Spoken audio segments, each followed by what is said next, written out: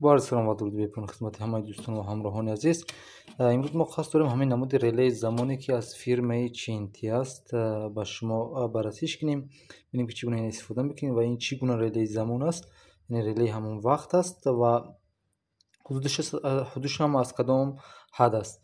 خب سر اول شما برای ریلی زمان انتخاب کردن باید که شما اول نمودی اون انتخاب کنید. فرض کنید من میخوام که نمودی تاخیر до васл, یعنی همون задержка при включении yoki on دیله، یعنی من منبع وقتی که در این وصل میکنم یگان مدت زمان میشموره و تیغش تغییر وضعیت میکنه. این نمودش هم هست، نمودی تاخیر до васл.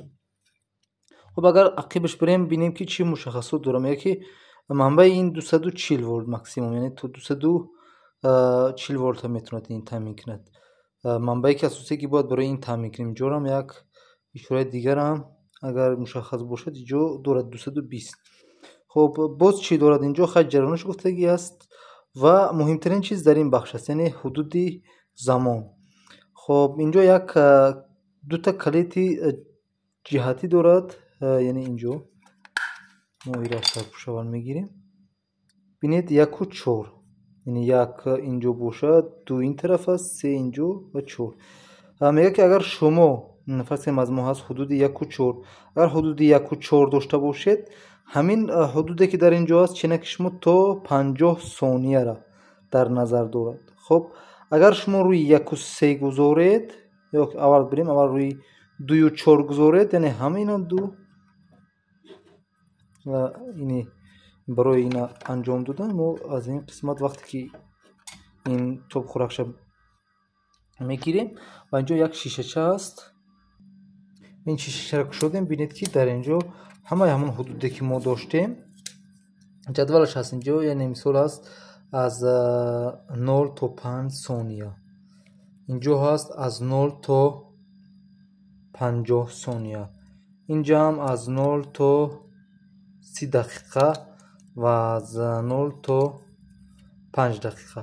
اینا چگونه انجام میتیم واسه با جدولی که در برش گفتگی هست. مثال اگر شما میخواهید که حدودی 5 ثانیه باشد از شما باید 2 و 4 باشد، یعنی اینجا اگر ما روی 2 گذاریم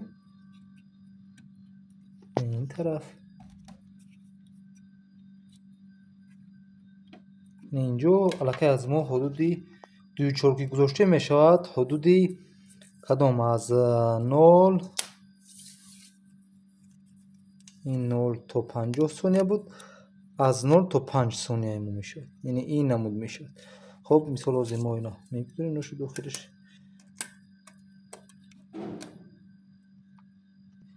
این سرپوشک داشتیم و ما حاضر حدود 0 تا 5 ثانیه تامین کردیم، یعنی حدودی که ما در اینجا ماکسیمومی که داریم همگی 5 ثانیه است.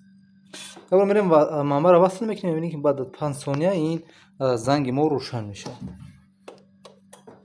میبینید روشن شد، منبع تامین کرده است برای زمان. پس از 5 ثانیه بعد این زنگ ما روشن شد. ما از تیغه بازش استفاده کرده هستیم. خب سیم کشش هم اینجا یک بار فهمونیم. میگه که رقمی اگر اون باشد رقم 1 رقم 2 و 7 ما منبع است. خب اینجا هم رقم 7 و 2 منبع است، یعنی این دو سی منبع ماست. خب باز چی داریم؟ ما دو تا تیغه داریم، هم دو تا تیغه باز و بسته است، یعنی یک کم مشترک داریم که رقم 1 و 8 هستند. 1 و 8 ما کم است. فرض کنیم اگر از رقم 1 باشد تیغه 3 این باز و 4 بسته، از 8 باشد تیغه 6 باز و 5 بسته است. خب ما از چی استفاده کرده هستیم؟ اینجا اومدیم فاز از نیترال این زنگ گرفتیم، از همینجا فازش هم یک تو از 7 اومدیم با رقم 1 و از رقم 3 که تیغه باز بود آوردیم فازای دیگر. اگر ما از رقم از تیغه بستهش استفاده کنیم اینجا ببینیم تیغه بسته در یک کدام بود؟ 4. ما از سیگرتین در 4 یعنی تیغه بستهش استفاده کنیم میبینیم که حوزی ریلی زمانی ما چگونه عمل میکند. ما تاخیر до васл داریم اما تیغه بستهش استفاده کردیم و وقتش هم کم میمونیم، همگی بگیم حدودی 2 ثانیه، یک ثانیه هم بس، یعنی یک ثانیه حاضر زنگ ما روشن میشد بعدا هم خاموش میشه دیگه.